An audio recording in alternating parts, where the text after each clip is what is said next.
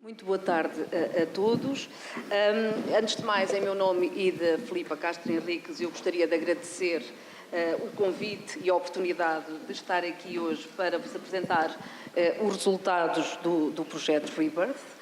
Cumprimento também os colegas de mesa, na pessoa da professora Dália Costa. Antes de mais, a tecnologia é uma coisa difícil. Tudo quando não funciona. Agora funcionou mais. Mas iremos chegar a um consenso. Talvez. Eventualmente. Bom, peço desculpa deste pequeno lapso, esperando que não se volte a repetir. Portanto, basicamente, e porque nos foi pedido, por mais de uma vez, aliás, para não nos alongarmos muito no tempo e para não vos maçar também, eu gostaria de começar por dizer que há um primeiro ponto de partida relativamente às questões demográficas, que já aqui, aliás, de uma forma ou de outra, foi sendo, enfim, abordado nas comunicações precedentes e que tem a ver com o facto das dinâmicas demográficas serem um jogo de espelhos, podíamos chamá-las assim. Ou seja, por um lado, elas atuam como indicadores, como recursos e como multiplicadores vários, designadamente de poder. Por outro lado, são previsíveis, sendo certo que, basicamente, ou com uma pequena exceção, que é a exceção das migrações. Portanto, existe uma lógica de inércia que está inerente quer às tendências da mortalidade, quer às tendências da fecundidade e, por isso, isto dá-nos aqui algum fôlego e alguma potencialidade do ponto de vista de quando nós usamos e olhamos para as dinâmicas demográficas como uma forma e como um instrumento de apoio à decisão política e estratégica. Num pano de fundo marcado pelos fenómenos do envelhecimento demográfico e das migrações de evolução incerta, o projeto levado a cabo pela PCS quis saber basicamente até que ponto e de que forma as questões ligadas às dinâmicas demográficas atuais e de futuro poderão vir a representar algum potencial elemento de fragilidade e uma fonte de poder ou de oportunidade. E, portanto, se será possível para Portugal renascer. Por hipótese. O projeto dividiu-se em três grandes pontos. Efetivamente, nós quisemos saber que Portugal temos na atualidade, que Portugal teremos num horizonte temporal que foi estabelecido como limite em termos de meados do século XXI e se ou não será possível rebirth e de que modo o poderemos fazer.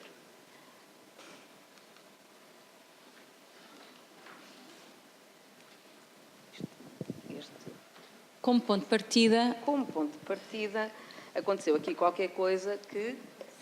Dá aí o comando. Comando. Como ponto de partida, procurámos compreender como é que chegámos até aqui hoje. Que Portugal temos, atualmente, temos um Portugal com população a decrescer, sendo que o máximo populacional foi atingido em 2011. Temos um país onde não há reposição das gerações, os nascimentos não são suficientes para repor os níveis populacionais e temos atualmente Portugal com a taxa de fecundidade mais baixa ao nível europeu e ao nível mundial também das mais baixas. Somos o quinto país mais envelhecido no mundo e o quarto a nível europeu, sendo que o primeiro é o Japão. E ao nível dos pensionistas temos um acréscimo anual de 2,5%. E a duração média das pensões é a mais longa de sempre, cerca de 18 anos. Para o futuro, 2051, temos hoje cerca de 10 milhões e 300 mil habitantes, o dobro do que éramos em 1900, sendo que em 2051 é esperado que sejamos tantos quanto em 1950, cerca de 8,4 milhões. Haverá menos mães, menos filhos, mas há aqui ainda uma janela de esperança em que, se o número de filhos for esperado e conseguir ser concretizado, conseguimos então ter o dobro dos nascimentos atuais. É a primeira vez na história que temos saldos naturais e saldos migratórios negativos. A história oscila em termos de saldos migratórios negativos e positivos, mas conjuntamente com os naturais é a primeira vez. E em 2051 teremos oficialmente a pirâmide etária invertida. Portanto, aquilo que é um triângulo em 1900, como viram no slide anterior, agora será um triângulo invertido. Mas teremos mais igualdade entre homens e mulheres. Em termos de população ativa, em 2051 seremos tantos quanto em 1940, cerca de 4,6 milhões. Se em 1991 tínhamos 1 em cada 4 portugueses tinha mais de 65 anos, esse valor em 2051 será 1 em cada 8. Em termos, este gráfico permite-nos perceber também o nível do volume populacional dividido pelos grupos de idade e teremos perdido 1/5 da população em 2051 e a perda dos jovens será semelhante, não idêntica, ao nível do aumento de idosos. E acreditamos que a população idosa estabilizará perto dos 3 milhões de portugueses. Em idade ativa, teremos um decréscimo de cerca de 1/3 de população em idade de trabalhar. A nossa análise partiu de várias certezas, algumas das quais, aliás, já foram aqui enunciadas também, e partiu também do confronto, ou do facto de nos confrontarmos com várias dúvidas. Relativamente às várias certezas, e como podem verificar ali, naquela primeira imagem, o que é que nós temos? Temos, no fundo, um país que irá continuar, que já está e que irá continuar a viver ou a crescer de uma forma assimétrica, portanto o litoral continua ou vai crescer à custa do interior, já sabemos isso.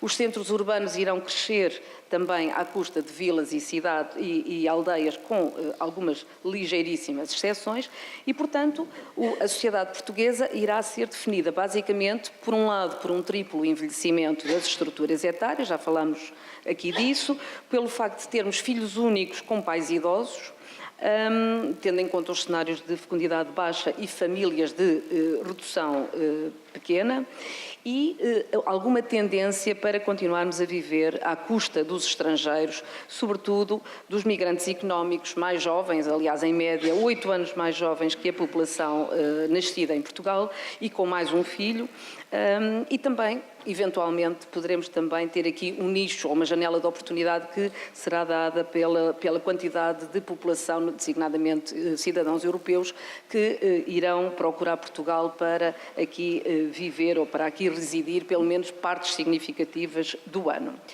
Relativamente às dúvidas, estão ali indicadas 4 grandes dúvidas que se nos colocaram na sequência da nossa investigação. A primeira delas tem a ver com uma discussão longa entre os membros da equipa se será possível ou necessário aumentar a natalidade. Uma outra questão, se o aumento da esperança média de vida é sempre preferível ou apenas se for um aumento da esperança de vida com saúde.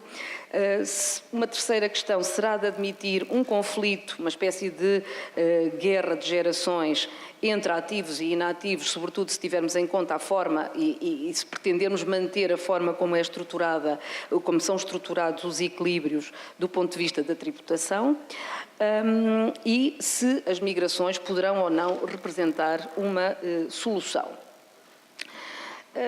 Numa conjuntura económica favorável e de sucesso das políticas de família, é certo que até 2050 nós poderemos esperar, ou Portugal poderia ganhar mais de 1 milhão de novos residentes por via migratória. Depois poderiam também nascer 2 vezes mais crianças do que nascem atualmente.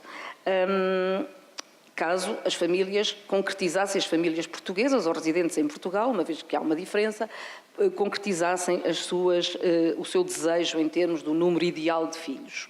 Mas O que concluímos neste estudo é que, independentemente de todas estas soluções possíveis, elas só terão algum impacto efetivo, ou seja, a população portuguesa só poderá mesmo aumentar, ou só poderia aumentar, caso se concretizassem em simultâneo os dois cenários mais otimistas possíveis, quer relativamente às migrações, quer relativamente à natalidade. Ou seja, apenas um dos vetores não é suficiente para fazer esta alteração. E para que, quando falamos destes cenários mais otimistas possíveis, estamos a falar de um cenário que, convenhamos, não será, do ponto de vista da possibilidade ou da sua probabilidade, um cenário muito possível. Estamos a falar de uma entrada ou de uma diferença entre as entradas e saídas do ponto de vista migratório de 40 mil efetivos por ano e estamos a falar de um aumento de cerca de um filho a mais por cada família portuguesa. E, portanto, estamos a pôr ou a colocar aqui as nossas expectativas um bocadinho altas, digamos assim. Portanto, quais devem ser as prioridades para a sociedade portuguesa num contexto de profundas mudanças, mas que não vai conseguir evitar e que também, ou relativamente às quais, nós devemos assumir que provavelmente o decrescimento do número ou do volume de população residente será inevitável, assumindo nós que ele contém em si mesmas alguns desafios e também, para ligar aqui com este evento e com as propostas aqui de título deste evento, alguns desafios, mas também alguns vetores privilegiados que conseguimos identificar. E como é que nós podemos, ou sugerimos que possam ser resolvidos, ou tentar mitigar algumas dos efeitos indesejáveis daquilo que se prevê para Portugal no futuro próximo, através de importar, recuperar e territorializar alguns fenómenos demográficos e algumas das dinâmicas demográficas. Através de políticas migratórias e de acolhimento, já iremos ver cada um destes aspectos um bocadinho mais em detalhe, de políticas de natalidade e família e de políticas de emprego e de formação e educação. Relativamente às políticas migratórias, é certo que nós partimos de uma situação confortável. O nosso país figura entre os melhores em termos de práticas migratórias, de integração de migrantes, etc. O MIPEX tem dado conta desse boa performance do país. Não obstante, os volumes de entrada em Portugal continuam a ser moderados e basicamente por duas ordens de razões. Por um lado, porque têm faltado oportunidades de emprego e, por outro lado, porque nós continuamos a ter ou a ser o destino preferencial de migrantes cujo perfil é um perfil maioritariamente de indivíduos ou de cidadãos com poucas ou médias qualificações e que vêm para Portugal ou continuam a vir para Portugal por motivações de caráter económico, esmagadoramente por motivações de caráter económico. Por outro lado, Portugal tende, e já falámos também disso hoje aqui, a seguir as diretivas europeias de imigração e asilo, no caso concreto das migrações, mas a transposição dessas medidas é feita sem que exista, uma capacidade ou uma tentativa de adequar de uma forma mais e potenciar as janelas de oportunidade que, eventualmente, as características específicas de Portugal poderiam oferecer.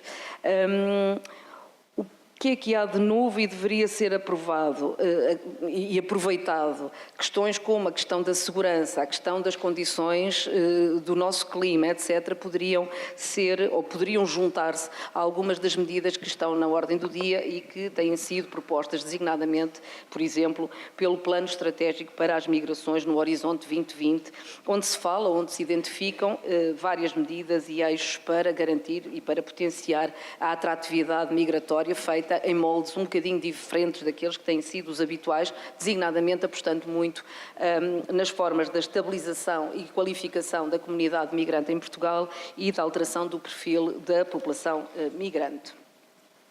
Num segundo momento, a reflexão efetuada em termos das políticas de família e de natalidade sublinha muito a importância do encontrar de soluções integradas de apoio à família e, basicamente, tende a propor a remoção dos obstáculos, ou seja, encara que, efetivamente, a nossa vantagem e aquilo que deve ser levado a cabo é, efetivamente, tentar remover obstáculos por forma a mudar realidades e as percepções e, no fundo, fazer coincidir aspirações e realização familiar, fazer aumentar a confiança nas instituições e no desenvolvimento futuro da sociedade portuguesa. Alguns exemplos que poderíamos pensar e que foram já propostos e que têm sido propostos e debatidos em vários fora de caráter nacional e internacional passam por soluções como uma maior justiça fiscal, o flexibilizar de leis de trabalho, consolidar sistemas de apoio à educação, acesso à saúde, cuidados continuados, sobretudo para os mais carenciados, e redes de apoio que, de alguma forma, possam substituir a solidariedade comunitária do passado próximo, mas que deixa de funcionar no contexto daquilo que se prevê que sejam as sociedades do futuro, portanto, mais urbanas, onde as pessoas são mais sós e onde, efetivamente, existem outras lógicas de funcionalidade e de cotidiano. Chegamos então às políticas de emprego e educação. Estas não devem ser esquecidas e integradas, ou seja, as medidas que surgiram aqui depois de uma vasta investigação é de que as medidas ao nível do emprego devem ser não só adequadas a cada grupo etário e de necessidades semelhantes, como também não deve ser esquecida a sua integração e intergeracionalidade. Ao nível das entradas e de medidas para os mais jovens, elas devem estar em estreita ligação entre a educação e a sua empregabilidade. E, ao nível dos mais velhos, também evitar as saídas precoces de trabalhadores. Mas só através de medidas que tenham em conta a intergeracionalidade e a integração dos vários grupos de idade. Sim, acreditamos que é possível o rebirth, mas para que aconteça, a sociedade portuguesa tem que encarar a mudança em curso.